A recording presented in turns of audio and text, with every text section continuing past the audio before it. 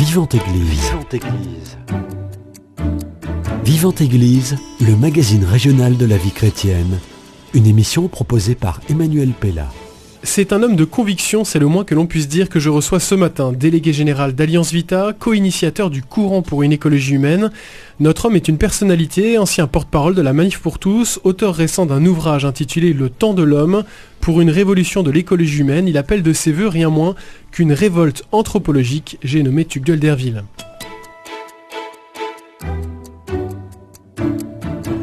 Alors, Tugdual d'Herville, bonjour. Bonjour Emmanuel Pella. Courte introduction, mais on va avoir le temps de faire connaissance un peu avec vous et puis avec ce livre. Donc, vous avez écrit peut-être, en effet, pour ceux qui ne vous connaissent pas, vous pouvez redire à gros traits qui vous êtes, parce que vous êtes connu comme une personnalité du monde associatif, comme on dit, mais c'est peut-être pas exhaustif de ce que vous êtes. Alors, je ne vous demande pas une présentation générale. Comment vous présenteriez à ceux qui ne vous connaissent pas ?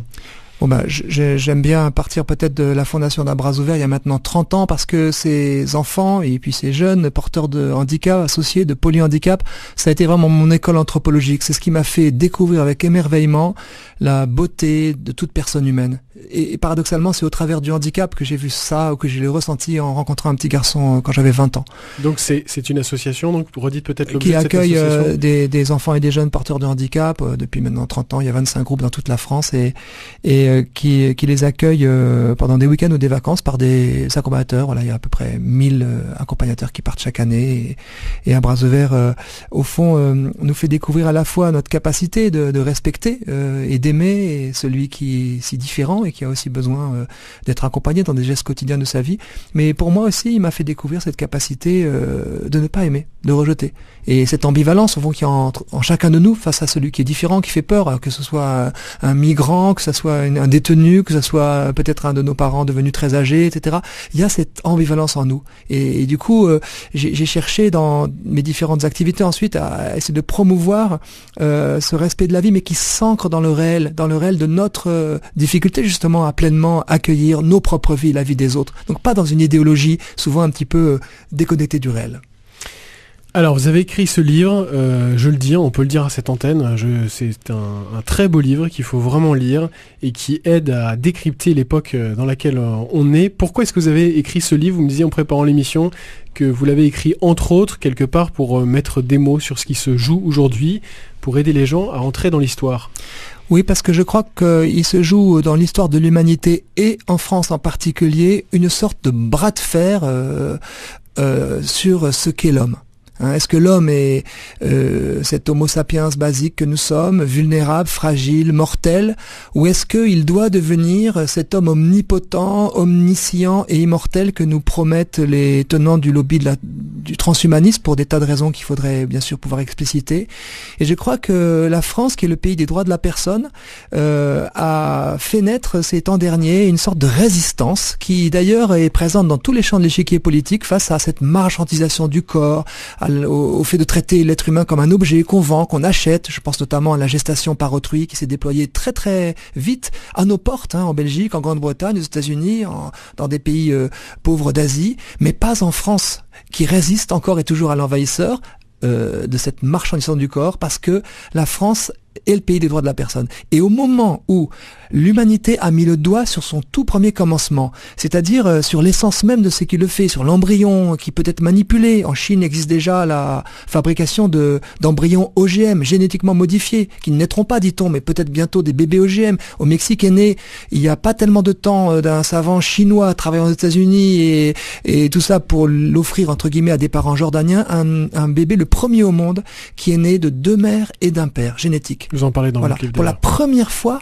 il y a eu la transgression de cette parité originelle dont nous sommes tous issus. Quelle que soit notre condition, notre foi, notre religion, notre histoire, jusqu'alors, nous étions tous nés d'un homme et d'une femme. Et voilà donc le moment pour nous, une révolte, vous l'avez dit, oui, j'assume, mais c'est aussi et surtout un engagement pour que les générations futures bénéficient des repères magnifiques dont nous avons hérité de nos parents, notamment cette parité originelle et d'autres repères qui sont fondateurs de l'humanité et protecteurs de nos libertés.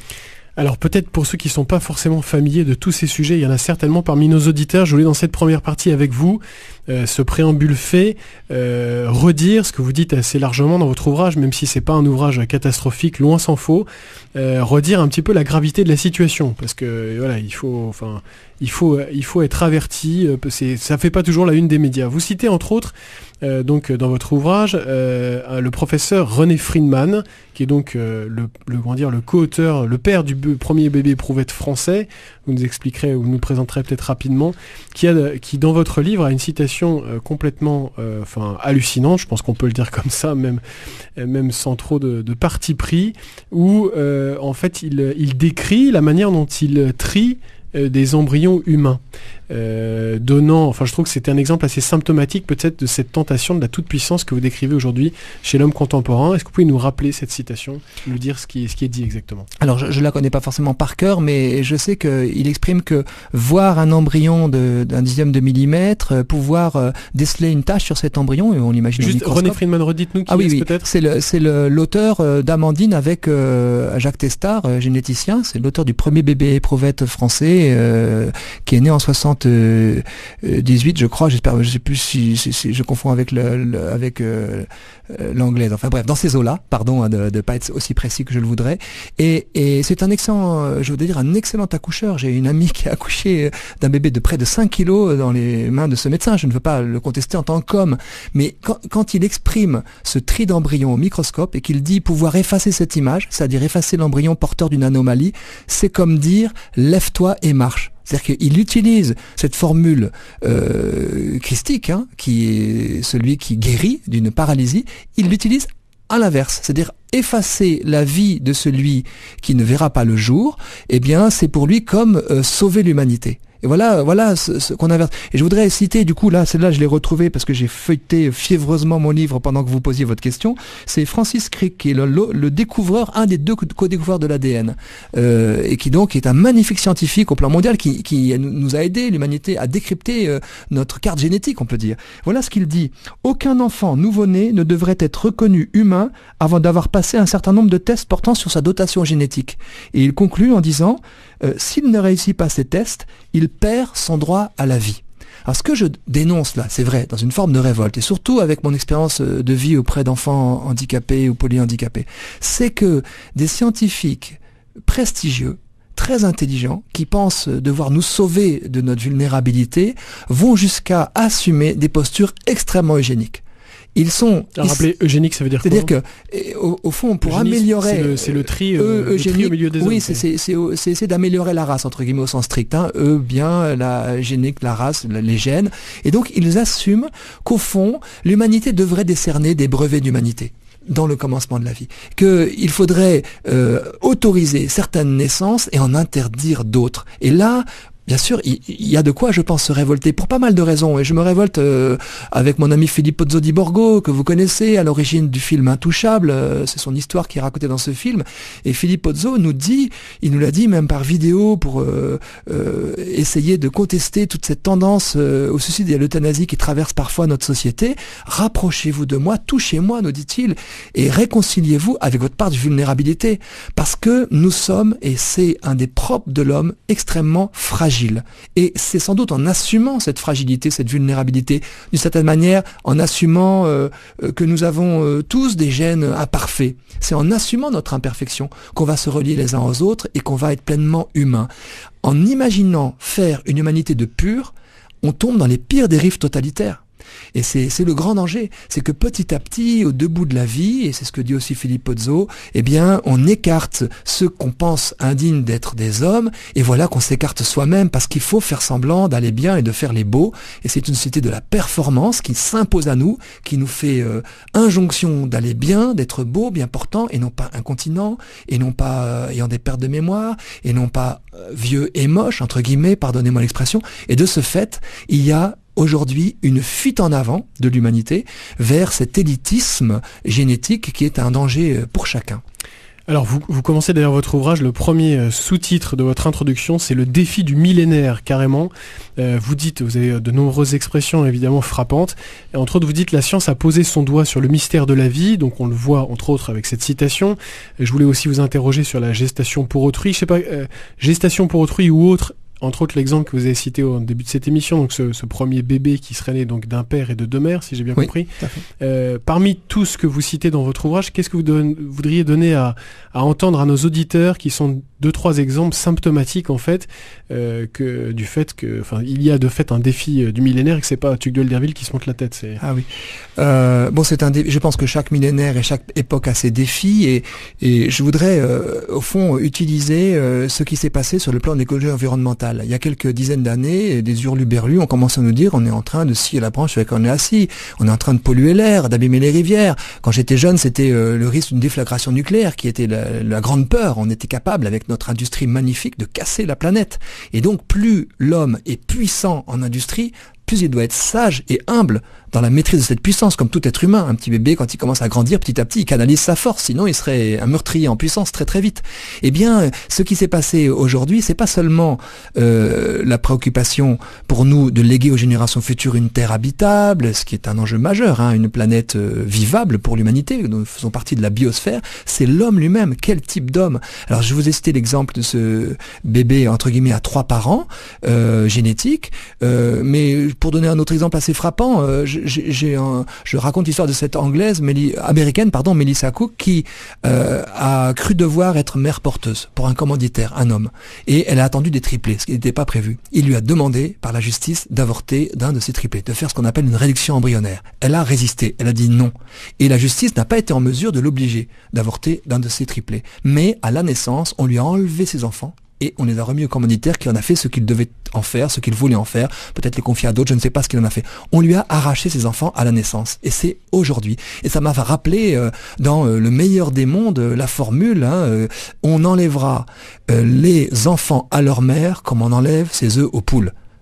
Et nous sommes au XXIe siècle et voilà que ce type de comportement inhumain advient et cette femme d'ailleurs a regretté d'avoir accepté de devenir mère porteuse, c'est-à-dire de devenir une fabricante de bébés pour un commanditaire avec obligation pour elle de s'en séparer à la naissance, même si elle a pu résister à cet avortement sélectif. Voyez, et il faut prendre conscience que aujourd'hui se développent dans le monde tous ces trafics fondés sur une vision autonome de l'individu, comme si nos désirs devaient l'emporter sur le droit et l'intérêt des plus faibles et des plus fragiles. Ces plus faibles et ces plus fragiles n'ont pas de visage et pas de voix, donc ils ne savent pas se défendre, ils ne provoquent pas d'émotion, tandis que le désir, très respectable, d'engendrer, d'avoir une descendance, devient totalitaire quand il n'est pas canalisé par des lois humanisantes. Et je propose donc dans mon livre que nous allions rechercher, c'est ce que j'ai fait pour moi-même, quelles sont les lois fondamentales humanisantes qui définiraient l'humanité, qui définiraient une humanité digne de ce mot. Et d'ailleurs, ça m'a fait réfléchir sur le mot humanité.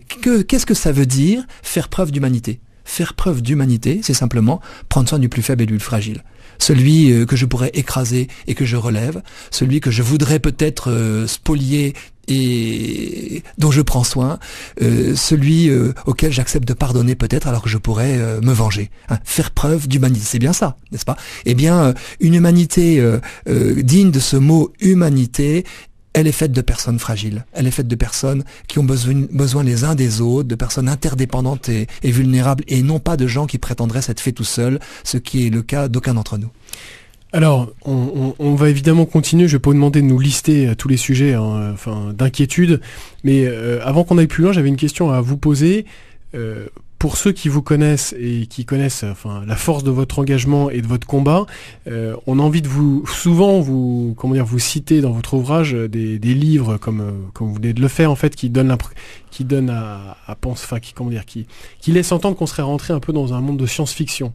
Est-ce que ce que dit Tugdual d'Urville, il arrive à le faire entendre auprès d'un certain public, les auditeurs en l'occurrence qui vous connaissent, ou est-ce que ce combat pour l'homme, cette sonnette d'alarme que vous tirez, vous n'êtes pas le seul évidemment, est entendu par d'autres, et si oui, est-ce que vous pouvez nous donner des exemples?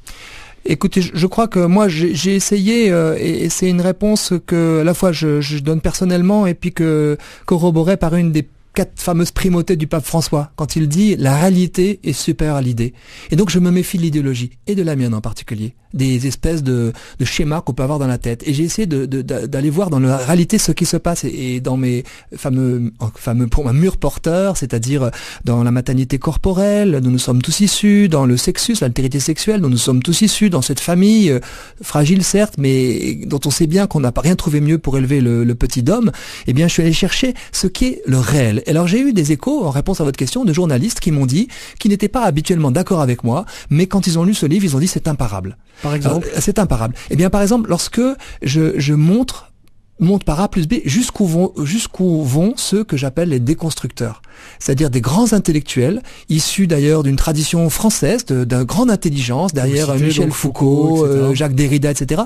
Et quand on voit jusqu'où ils vont, eux et leurs disciples d'aujourd'hui, lorsqu'ils assument, ça m'est arrivé récemment pour citer une radio concurrente sur France Culture, où j'étais confronté à Marcella Yacoub, directrice de recherche au CNRS, qui a écrit un livre qui s'appelle La fin du couple, et quand j'ai discuté avec elle, et je lui ai dit mais vous allez liquéfier la société avec votre proposition d'arrêter le couple, de dissocier, c'était sa proposition, la sexualité de l'affectivité, de faire en sorte qu'on désapprenne la fidélité, qu'on désaffective la sexualité, qu'on retire, disait-elle, les enfants à leur famille pour qu'ils soient élevés par des structures étatiques qui permettraient d'assumer une égalité entre les enfants. Tout ça, elle le revendique. Il faut dire que c'est une femme qui a quand même pignon sur rue, c'est pas une inconnue. Oui, tout à fait. Alors, elle a des positions très outrancières, mais qu'on le mérite au moins d'aller jusqu'au bout de la logique. Et elle m'a dit clairement, mais je veux liquéfier la société. Nous ne valons pas plus que je vaux moins que mon chien, a-t-elle dit. Choquant d'ailleurs les auditeurs. Et j'ai vu une femme fragile, une femme blessée, certes, comme Michel Foucault lui-même, qui était très très fragilisée par toute son histoire, qui a avoué ou admis ou revendiqué que son œuvre était entièrement autobiographique. Et quand il parlait de famille à ses étudiants, lorsqu'il donnait un devoir, il disait la famille névrotique, c'est-à-dire la famille tout court. Et donc, j'ai vu à quel point, et je les cite abondamment, un certain nombre de penseurs vont jusqu'au bout de la logique de déconstruction, considérant que l'altérité sexuelle est entièrement construite par la culture, que la famille est une invention dont il faut s'affranchir parce que c'est elle qui nous étouffe, que il faut au fond aboutir à une humanité hors sol. Et moi je reviens simplement au réel, que les auditeurs, qu'ils soient chrétiens ou pas, ressentent tous. On sait bien qu'être orphelin ou être apatride, ce sont des mots MAUX, ce sont des peines, et que nous avons besoin d'enracinement. Je reviens à la grande philosophe Simone Veil, qui dit que tout être humain construit sa liberté à partir d'enracinements multiples, qui sont son histoire. Je ne me suis pas fait tout seul, même si mes parents n'ont pas forcément été idéaux. Il n'y a pas de parent idéal, je ne suis pas moi-même un père idéal. Je viens d'un père et d'une mère, je viens d'une histoire, j'ai des enracinements dans une culture, éventuellement une religion, une zone géographique, et là je construis ma liberté. Mais à prétendre tout couper et couper ces êtres humains de leur relation, de ces liens qui les humanisent justement parce qu'ils les mettent en interdépendance les uns par rapport aux autres, on aboutit à une société extrêmement dure, extrêmement cruelle. Et alors je vais jusqu'au bout, et encore je me suis un peu censuré parce que j'ai observé que un certain nombre de ces théoriciens vont dire oui mais il faut légaliser la zoophilie, il faut une liberté absolue, et il ne faut pas ériger de normes qui seraient à leurs yeux toujours liberticides, alors qu'on sait bien, je pense par exemple au tabou de l'inceste qui est aussi récusé par un certain nombre d'entre eux, que nous fonctionnons aussi avec des normes sociales qui régulent nos désirs. Et c'est très important.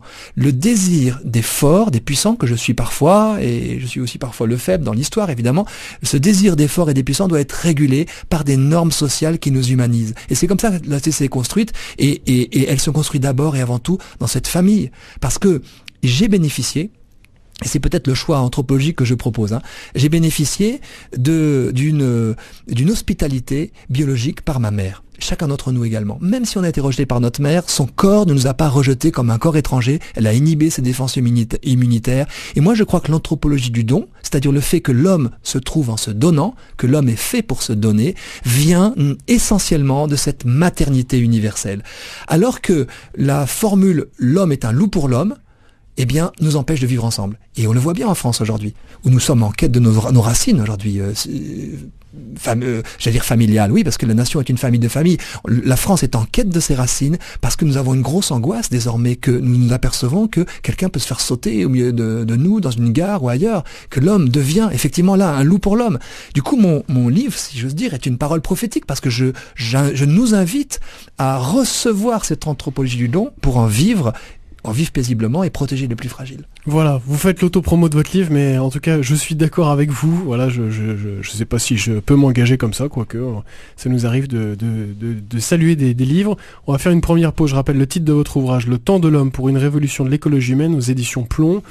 Et puis après cette pause, on va reparler de cette grande mobilisation qui a été donc une révolte anthropologique sur laquelle vous revenez, qui a été donc les manifestations autour du mariage pour tous, que vous décryptez et dont vous donnez aussi quelques clés pour que cela continue.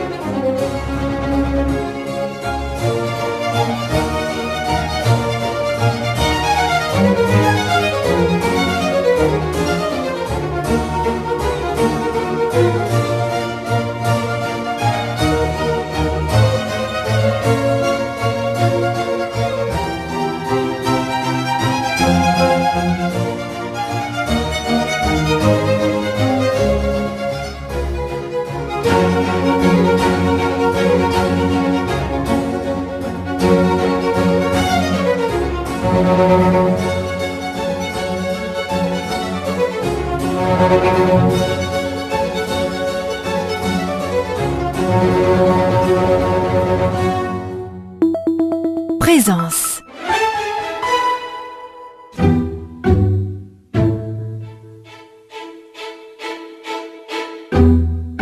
Vivante Église, Emmanuel Pella.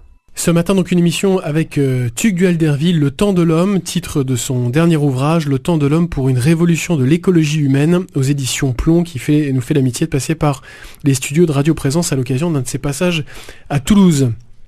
Alors, ce qu'il y a de bien avec vous, c'est qu'on vous écouterait pendant des heures. Peut-être qu'un jour, on aura la chance que vous restiez longtemps à Toulouse, comme ça on fera une série d'émissions. Je voulais revenir avec vous sur cette grande mobilisation qui a été la manif pour tous. J'ai envie de dire, on aime ou on n'aime pas, on est d'accord ou on n'est pas d'accord. Je sais que même chez les chrétiens, c'est une mobilisation qui a fait débat, y compris ici en Midi-Pyrénées. Je le comprends, oui. Toujours est-il que vous avez été la porte-parole de cette manifestation, et puis vous y revenez, même si c'est pas un livre, on va dire, qui fait l'apologie de la manif pour tous. Et alors, on va pas revenir sur l'ampleur de cette mobilisation, mais vous dites à un moment, alors il faudrait que je retrouve la citation, que cette manif qui a été vécue comme un échec par un certain nombre de personnes, elle ne venait pas, je vais y arriver, de nulle part. Et que ce que vous appelez une révolte anthropologique ou un réveil français autour d'une révolte anthropologique ou une révolution anthropologique, elle n'est que la face émergée de l'iceberg. Alors quel est cet iceberg qui existerait en France et qui a permis cette manifestation ? Alors c'est vrai que je me suis interrogé comme vous, comme tous, parce que tout est arrivé par surprise. Pas forcément par hasard, mais par surprise. Et même ceux qui ont prétendu, comme moi et d'autres, canaliser ou organiser les choses, parce qu'il y avait une foule immense, ont été stupéfait de cette poussée de la base, c'est comme ça qu'on l'appelle dans ce genre de mouvement social. Donc j'ai cherché, et Pierre-Yves Gomez, qui a cofondé avec moi le Courant pour une écologie humaine, m'a dit à un moment, et je le reprends dans ce livre, que c'était vraiment un mouvement social typique, c'est-à-dire spontané, anarchique, foisonnant. Les trois critères: spontané, ça semble venir tout seul, anarchique, personne ne le maîtrise véritablement, foisonnant. Parce que les gens n'avaient pas des têtes d'anarchistes pour le coup. Oui, mais anarchiste au sens où personne ne le dirige vraiment et qu'il y a des figures de proue qui passent, d'autres, etc. Mais que c'est les personnes qui se mobilisent, et puis foisonnant, ça se ressème en beaucoup d'autres initiatives, ça qui est le plus frappant. Alors, quand on revient sur peut-être la cause profonde, bon, d'abord, ça a appuyé là sur l'intime de chacun, c'est-à-dire sur notre identité sexuée. Je suis un homme, je suis une femme, je suis issu d'un homme et d'une femme, et à partir du moment où une loi prétend rendre interchangeable le père et la mère, ça fait appel à quelque chose qui est très intime, à notre humanité profonde. Ce que ne voyaient pas du tout les promoteurs de cette loi, ou ceux qui l'ont imaginé, ils pensaient que ça ne considérait qu'une petite minorité. Mais en touchant au mot mariage, en changeant sa définition, on touche à l'anthropologie profonde. Et c'est là que ça a été la goutte d'eau qui a fait un peu déborder le vase. Alors pourquoi ces gens se sont levés ? Moi je pense qu'il y a dans l'esprit français une résistance au pouvoir lorsqu'il se fait tout puissant. Parce que redéfinir un mot, c'est une forme de violence. Et c'est une forme de toute puissance. Ça n'appartient pas normalement aux politiques que de changer le sens des mots qui structurent une société. La société se structure à partir de la famille. La famille est le premier lieu d'émergence de la vie politique. C'est le lieu où naît l'autorité légitime et paritaire, homme-femme. On se gargarise souvent de la parité dans le gouvernement et je dis très bien que les femmes aient plus de place quand il y a une culture machiste. Mais c'est dans la famille que naît cette autorité, et casser les repères fondateurs de la famille, casser notamment cette altérité homme-femme, cette parité originelle, c'est extrêmement grave pour la structuration sociale. C'est ce qu'ont ressenti les personnes. Et après, je me suis dit, ça ne vient pas de nulle part parce que, j'utilise un gros mot, l'âme de la France s'est réveillée. Quelque chose de l'âme de la France. Pierre Manant, qui a écrit Situation de la France, un petit essai après la première série d'attentats, a pris soin de mettre le mot providence dans son essai. Il y a quelque chose de mystérieux. Et je me suis souvenu aussi de Jean-Paul II, j'étais au Bourget lorsqu'il est venu la première fois en France et qu'il a dit « France, éducatrice des peuples, qu'as-tu fait de ton alliance avec la sagesse éternelle ?» Ce que je vous ai dit tout à l'heure sur la marchandisation du corps, c'est quelque chose aussi qui a trait à ça. Comment ça se fait que la France ne se laisse pas écraser par l'utilitarisme anglo-saxon? Et donc moi j'ai vu dans ces manifestations l'émergence. Parce que là, vous en faites une lecture quasi spirituelle, mais à vous lire, en fait, c'est comme s'il y avait déjà en fait un substrat, social, je sais pas comment on peut, ou sociétal, qui était prêt et à vous lire, peut-être pas que chez les chhretiens, bien sûr, à cette révolte anthropologique. Parce qu'on est à Radio Présence dans le temps présent. J'en dis plus là. Je donne quelques petites clés qui me sont personnelles, des clés un peu spirituelles. Mais effectivement, vous avez raison. Ce que je dis dans mon livre, au fond, c'est que ce qui s'est manifesté, c'est ce que j'appelle le mycélium. Alors le mycélium, c'est la structure vivante du champignon. C'est-à-dire, ce que les chercheurs de champignons connaissent, c'est que il s'agit pas simplement des chapeaux qu'on va chercher pour les manger ou ne pas les manger s'ils sont mortels, mais c'est la vraie vie du champignon, elle est souterraine. Et elle ne se voit pas, sauf dans les fameux rondes sorcières, dans les prairies permanentes, où on voit un cercle parfait d'herbe un peu plus verte, et on sait que là, dessous, il y a des rosées des prés, par exemple. Et donc, ce qui est important, c'est non pas ce qui se voit, mais ce qui se vit.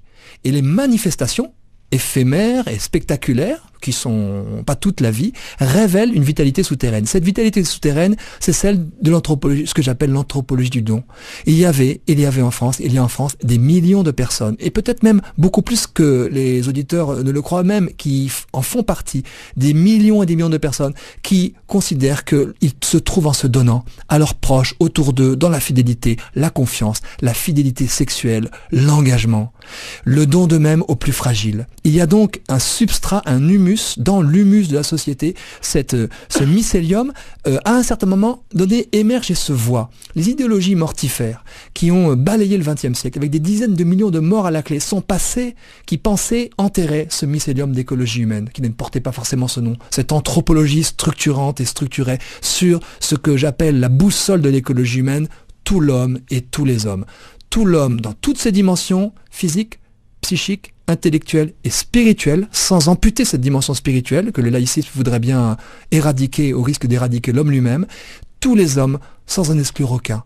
Le tout petit commencement, le très grand âge, les personnes dépendantes, les gens qui vivent à l'autre bout du monde. Cette boussole de l'écologie humaine, elle anime le cœur de beaucoup et beaucoup d'entre nous, et ils se sont retrouvés assez naturellement à s'élever lorsqu'un mur porteur de l'anthropologie s'est trouvé menacé.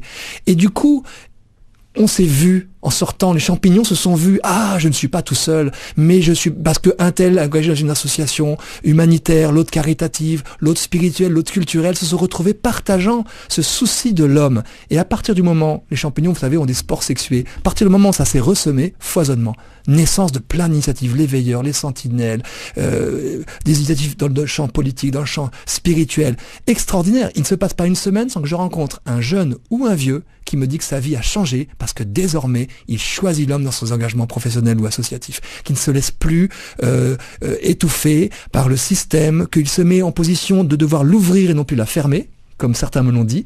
Et donc moi je pense qu'il y a là comme un retournement. Vous voyez, il y avait à la fois, et je réponds encore peut-être à votre question, mais en quelques mots, à la fois une vitalité souterraine qui s'ignorait, l'émergence de ces manifestations, dont je conviens qu'elles sont ambivalentes dans les mobiles. Moi-même, je suis toujours ambivalent. C'est compliqué d'être vraiment au service de la vie et de la vérité. Et puis ensuite, ça se ressème en nouvelles initiatives. Donc, il y a une promesse de changement culturel.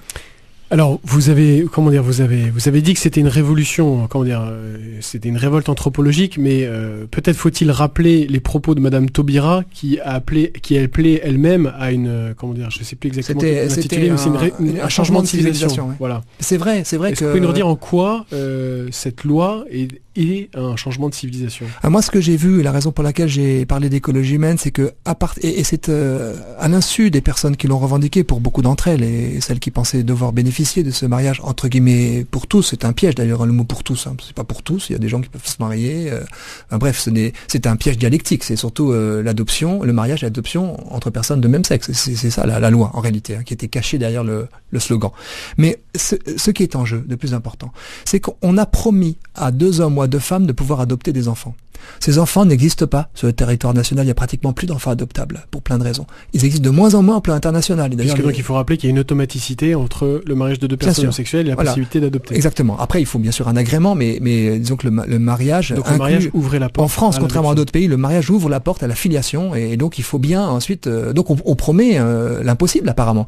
Il faut donc fabriquer ces enfants. Comment le faire, si ce n'est artificiellement, si ce n'est par des systèmes de contrat, soit avec des mères porteuses ou de la gestation par autrui, c'est comme ça que je l'appelle maintenant, c'est-à-dire par une autre femme, un éclatement de la maternité, soit par des systèmes artificiels où on escamote le père pour des femmes. D'ailleurs, Jacques Attali a écrit en 2013, et je la cite assez abondamment, une tribune dans Slate.fr où il dit lui-même que le véritable enjeu caché derrière cette loi, qu'il considère lui comme anecdotique, ce qui n'est pas mon point de vue, c'est, dit-il, l'ectogénèse, la matrice artificielle, c'est-à-dire la maternité par des machines. Et effectivement, là, on s'aperçoit que l'étape de la mère porteuse pose problème, parce que les entrailles maternelles parlent à un moment donné. Cette femme que j'évoquais tout à l'heure, il veut pas réduire, entre guillemets, à 2 ces 3 enfants qu'elle porte. La femme que vous citiez, je rappelle, au début de l'émission. Madame Mélissa Cook, voilà. qui avait des enfants, effectivement, par gestation, par autrui, et qui était menacée de devoir avorter de l'un d'entre eux. Et donc, à partir du moment où cette maternité est éclatée, et où on s'aperçoit que les femmes résistent à être des machines, eh bien, il faudrait des machines, et certains le promettent. Je pense au livre de Henri Atlan, L'utérus artificiel. Certains pronostiquent dans quelques dizaines d'années qu'on naîtra de machines et non plus de femmes. Et Marcella Yacoub, à nouveau, l'autre jour, lorsque j'évoquais la grossesse, m'a rétorqué directement, non, ne parlez plus de grossesse, ça sera bientôt pour les femmes qu'un mauvais souvenir. Voilà ce qui est sous-jacent d'ailleurs. Les promoteurs de loi ne savent pas forcément, mais c'est une accélération vers la perspective transhumaniste, vers l'homme-objet. Parce que ce qui se passe à partir du moment où on commande des êtres humains à des producteurs, entre guillemets, que ce soit de gamètes, d'embryons ou des mères porteuses, c'est qu'il y a des contrats dont l'objet est un être humain. Si l'être humain n'est pas conforme, on le jette. Donc l'être humain est traité comme un objet, il y a des factures, on le trie, il y a des déchets d'hommes, comme le dit le pape François. Et voilà le risque que cette rupture anthropologique, c'est pas forcément celle qu'annonce c'est Madame Taubira, mais cette rupture anthropologique, c'est que l'homme ne naît plus libre et égal en droit. L'homme naît comme un projet. C'est très complexe en tant que père, en tant que parent, de consentir à la surprise, à l'imprévisible de nos enfants. Nos enfants qui ne nous appartiennent pas, qui doivent s'affranchir aussi de nous et qui en même temps reçoivent de nous. Un être humain qui devient un projet livrable, en bonne santé, sinon on ne le prend pas, comme ces commanditaires australiens qui ont refusé l'enfant trisomique dans un pays d'Asie, et la maman finalement a accueilli son petit enfant trisomique parce que c'était elle, la mère, qui aimait cet enfant. Les commanditaires ont dit il n'est pas assez bien pour nous. Vous voyez, ça c'est une rupture anthropologique fondamentale et qui connaît une accélération par cette loi. Mais après moi je me suis dit finalement, bienheureuse loi Taubira, qui nous permet justement de prendre conscience de ces enjeux et de se préparer à y résister. Alors peut-être pour tous ceux qui encore, même s'ils vous entendent, ont des doutes sur émettraient des doutes quant à vos propos, parce que vous citez un certain nombre d'intellectuels ou de possibles, peut-être pouvez-vous faire écho au récent débat qu'il y a eu sur le délit d'entrave et au débat qu'il y a eu à l'Assemblée nationale sur ce sujet, pour revenir sur ce projet parental, c'est-à-dire le fait donc que la naissance d'un enfant serait aujourd'hui subordonnée en fait au fait qu'il y ait projet parental ou pas. C'est-à-dire, est-ce que c'est seulement quelques intellectuels qui parlent de cela, ou est-ce que c'est un danger potentiel, ou est-ce que de fait c'est déjà une réalité? Vous faites écho, je pense bien sûr, au propos d'une parlementaire socialiste qui a dit que l'enfant n'avait d'existence, même virtuelle, que dans un projet parental, et que ce n'est pas ce projet parental, il n'existait pas, et elle a rajouté d'ailleurs, et si par hasard il naissait, il aurait besoin de psychologue parce qu'il n'avait pas été désiré. Bon, c'est sûr que là, je résiste, mais c'est l'écoutant qui résiste, c'est celui qui a entendu tellement et tellement de personnes qui n'ont pas forcément été désirées, mais qui ont été accueillies, d'autres qui ont été très très très désirées, mais qui ont été comme étouffées, et puis d'autres qui ne savent plus très bien, ce qui est le cas de beaucoup, si leur arrivée sur Terre a été la source d'angoisse, de peine, de désir, de rejet. Donc il y a une idéologie derrière cette notion de projet parental, assez caractérisée par ce slogan d'une marque de puériculture qui disait « réussir votre bébé ». Voilà, ça c'est le grand danger, parce que il nous fait injonction de contenter aussi nos parents, alors qu'en fait le but de notre vie c'est pas de contenter nos parents, c'est d'exister, de nous déployer dans notre histoire et pourquoi pas dans notre mission, notre vocation, dans nos talents, disons.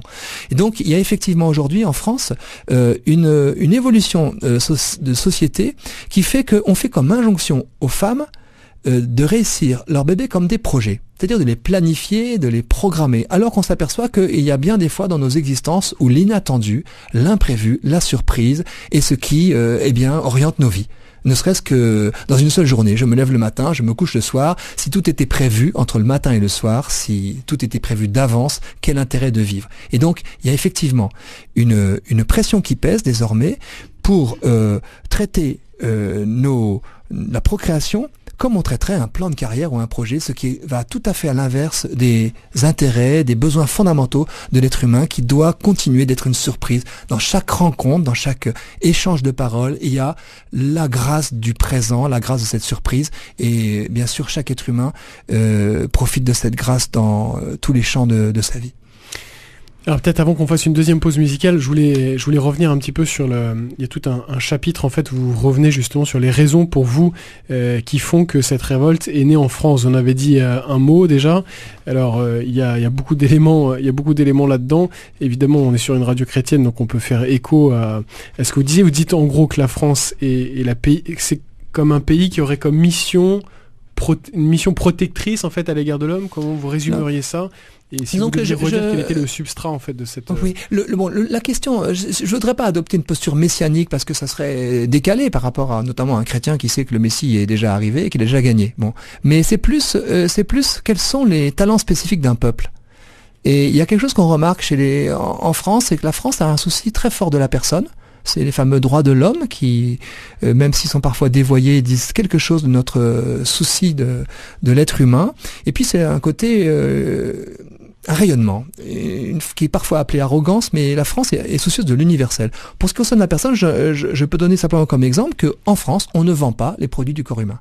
On ne vend pas son sperme, on ne vend pas son sang, on ne vend pas ses organes, on ne vend pas ses embryons.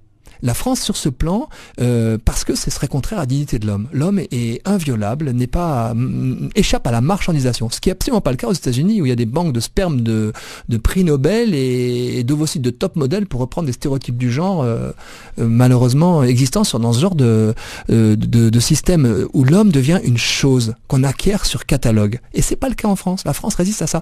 J'ai trouvé très intéressant de voir dans le travail que nous faisons pour lutter contre la gestation par autrui et demander son abrogation universelle, de voir que il y a tout un mouvement à gauche, le CORP, qui lutte avec Silvana Gazinski et d'autres contre ce type de... Gazinski, donc, l'épouse de Lionel Jospin, qui est philosophe, qui s'engage très très fortement sur ces sujets. Je cite dans Marie-Jo Bonnet, qui est une fondatrice des Gouines Rouges et qui est militante à l'origine du MLAC, un mouvement de libération ultra-féministe, et elle dit elle-même que contre la gestation par autrui, que toute femme est maternelle et que même ceux qui ne peuvent ou ne veulent donner la vie ont en elle quelque chose de maternel, ne serait-ce que sur le plan spirituel. Et là, je suis plein d'admiration pour cette femme qui ose, au nom de ce qu'elle voit de la spécificité des femmes, lutter contre la femme objet. Et c'est une Française, voilà. Et à l'autre, dans d'autres champs, bien sûr, culturels ou spirituels, d'autres personnes luttent. Et j'y vois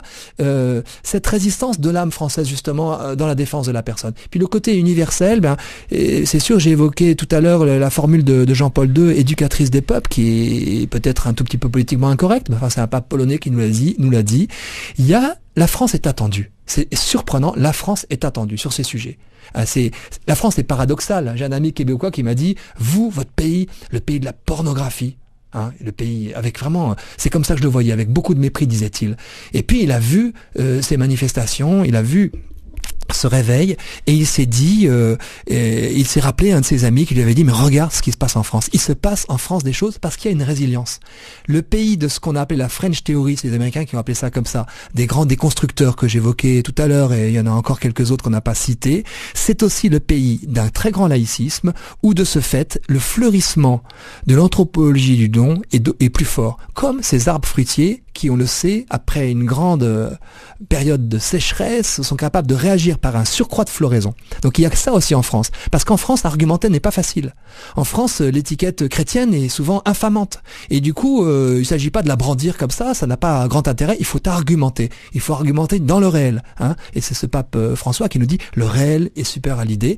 Allons argumenter dans le réel, et de ce point de vue, la France, qui est une terre de culture dans tous les sens du terme, fournit des résistants aujourd'hui à cette culture de la marchandisation du corps, de l'atomisation de la société, de l'individualisme égotique qui menace les plus fragiles. Je rappelle le titre de votre ouvrage, mais l'émission n'est pas finie. Le temps de l'homme pour une révolution de l'écologie humaine aux éditions Plomb. On fait une deuxième pause et puis on vous retrouve à la fin en forme de conclusion. Ce temps de l'homme que vous appelez de vos voeux et qui pour vous est déjà là. Quels sont les quelques piliers sur lesquels il faudrait le fonder ?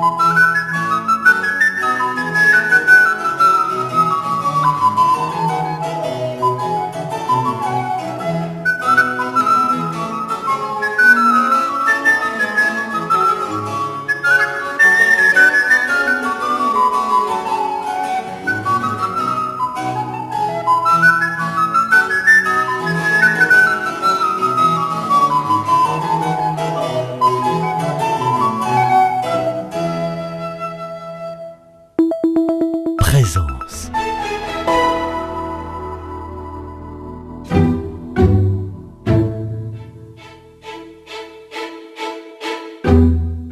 Vivante Église, Emmanuel Pella.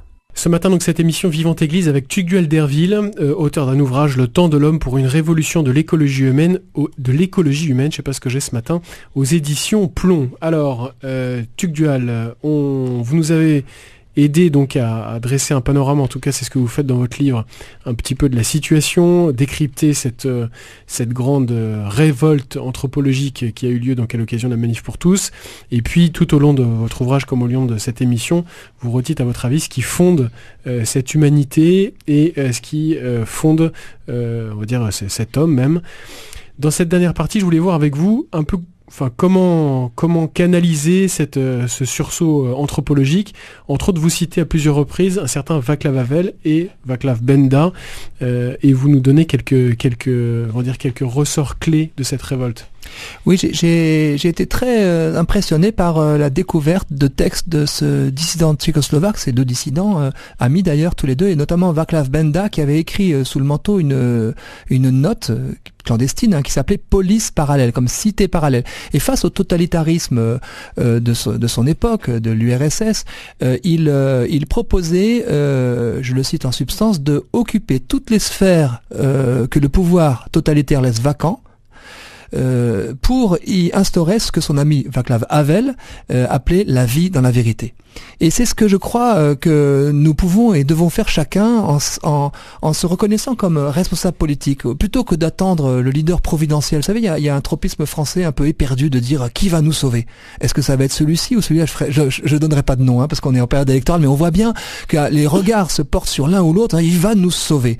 Et en fait, si je suis chrétien, je dis nous sommes déjà sauvés, mais même pour toute personne, je dis mais c'est à nous de construire cette société de justice. C'est à nous d'être des initiateurs dans le domaine social et humanitaire.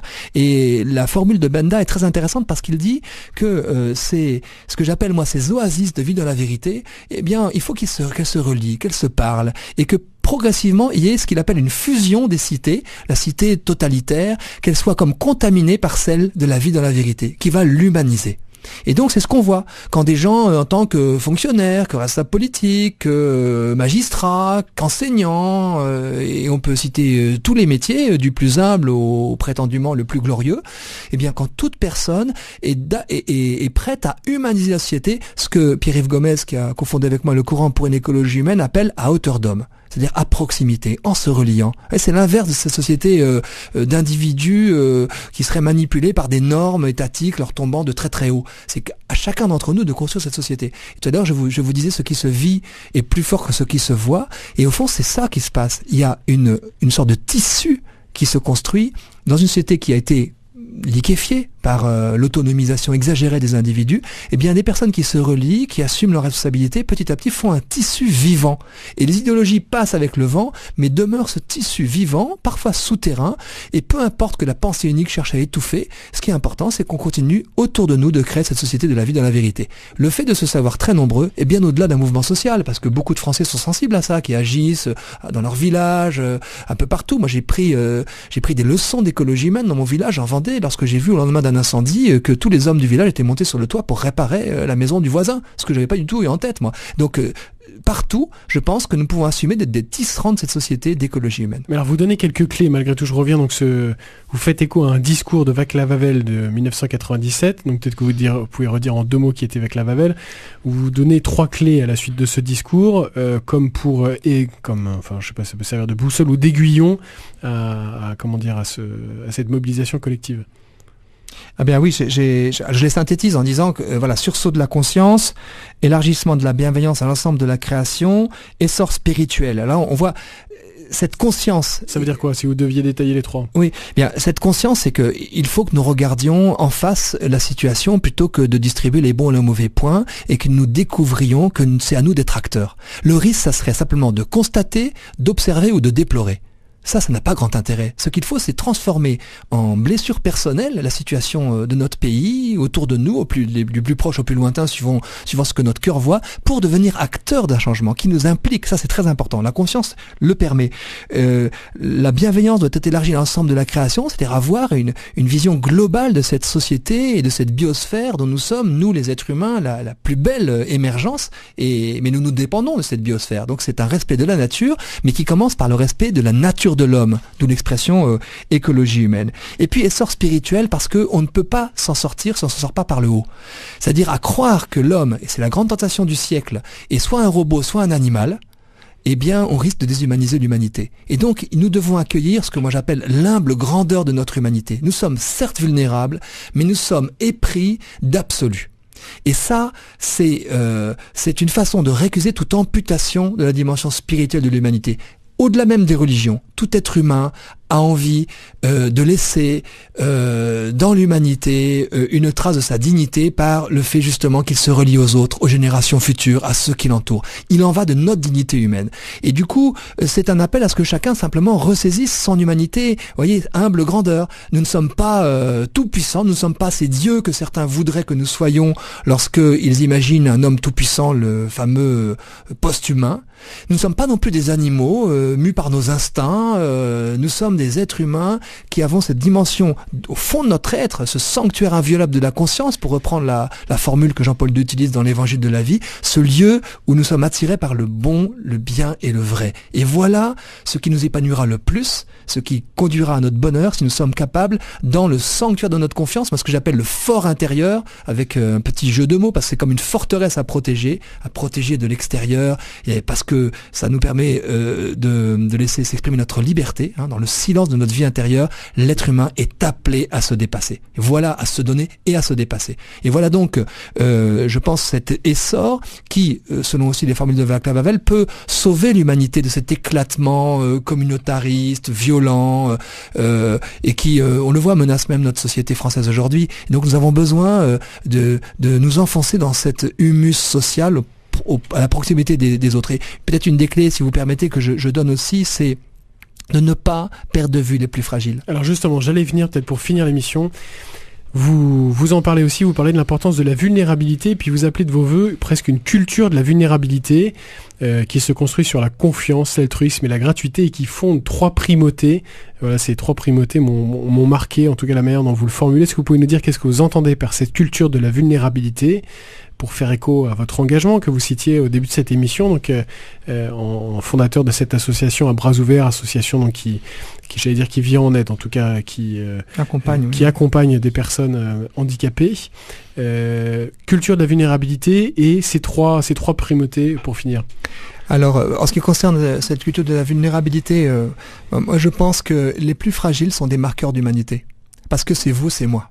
Au fond de tout être humain, c'est Gertrude von Lefort qui le dit, il y a comme un petit enfant inconsolable. Et ça, c'est bien nous, au plus profond. Et de ce fait, si on donne toujours la première place, si on a toujours le souci du plus fragile, alors on va protéger toute l'humanité. Un petit peu comme dans les mines où on mettait à une époque une cage avec des petits oiseaux, et si les oiseaux mouraient, les mineurs remontaient en vitesse parce qu'il y avait un coup de grisou qui s'annonçait. Mais ils sont nos marqueurs, bien sûr des êtres humains, des marqueurs d'humanité. La place que nous leur faisons, ça montre l'image que nous avons de nous-mêmes aussi. C'est-à-dire, est-ce que l'on s'accueille pour ce que nous sommes? Voilà, pour la vulnérabilité, il y aurait peut-être beaucoup à en dire. Mais aussi, peut-être, oui, je voudrais dire, c'est l'expérience que j'ai eu au tout début. J'ai commencé mon engagement, on peut dire, en rencontrant un jeune un petit enfant porteur d'un handicap, et j'ai été comme émerveillé. C'est cet émerveillement que je pense qu'il faut que nous continuions de cultiver. Et c'est une expérience universelle. Le plus fragile, un jour, m'apprend qui est l'homme. Il m'apprend au plus profond qui est l'homme. Il y a un tressaillement de joie qui nous est donné lorsque nous voyons qu'il est révélé au plus petit quelque chose de l'homme que je ne pouvais pas trouver par moi-même sans cette rencontre avec le plus petit. Et ça, c'est, je veux dire, l'antidote absolu au fantasme transhumaniste, c'est de rester près des fragiles pour les respecter. Voilà. Et après, j'ai effectivement, alors il faut que je me rappelle les 3 primautés, parce je vais vous les pas citer. Sous les yeux, mais elles fondent cette culture de la vulnérabilité, et puis on va finir là-dessus, fondent 3 primautés. Alors, je le dis parce que ça m'a marqué dans votre ouvrage, celle de l'être sur l'avoir, celle de la relation sur l'activité et celle de la tendresse sur l'autonomie. C'est vrai que moi, ça m'a beaucoup marqué à Bras ouverts ou chez Petit Frères des Pauvres où j'ai travaillé, et encore dans mon action comme père de famille ou autre, c'est voilà, l'être, ce que je suis est beaucoup plus important que ce que j'ai, et c'est bien de pas attendre le lit de mort pour en prendre conscience. La relation que j'ai avec une personne est bien plus importante que l'activité qu'on fait. Quand on est en train d'aller à la pêche avec son fils, bien sûr, on est très content de pêcher des poissons, et moi ça me mobilise, etc. Mais l'essentiel c'est d'être ensemble pour le faire, et il y a même des gens qui font exprès de faire des activités pour être ensemble. Et puis la tendresse sur l'autonomie, parce qu'ultimement c'est la tendresse dont nous avons besoin, et pas d'être seul, et pas de se croire seul. Et quand on se croit seul et autosuffisant et cette fait tout seul, le jour où vient la dépendance, on est désespéré. Et donc on s'aperçoit que ça veut pas dire que l'avoir n'est pas important, que l'autonomie n'est pas importante, que l'activité n'est pas importante, mais ces primautés, ça va nous aider peut-être à réviser nos relations dans une famille, sans attendre, je l'évoquais, une fin de vie ou une grande dépendance qui parfois, de manière surprenante, fait éclater l'humanité d'une personne. Et j'en ai eu parfois l'expérience. Quand une personne devenue dépendante devient tendre, bienveillante et présente, alors qu'avant elle était comme enfermée en elle-même, absente et froide. Et donc peut-être que nous pourrions choisir effectivement ce qui n'est rien d'autre que cette humanité dans nos relations, en accueillant le fait qu'on ait besoin des autres pour avancer dans la vie, se laisser envoyer et aussi se laisser consoler. Eh ben, merci beaucoup, Tugdual Derville. Le titre de votre ouvrage, Le Temps, je rappelle le titre de votre ouvrage, Le Temps de l'homme pour une révolution de l'écologie humaine aux éditions Plomb. Merci beaucoup. Merci Emmanuel d'être passé par nos studios. Merci beaucoup. Cette émission a été réalisée par Christophe Aubry. Vous pouvez la réécouter ce soir à 21h ou la retrouver en podcast sur notre site internet ou notre page Facebook. Quant à moi, je vous donne rendez-vous demain.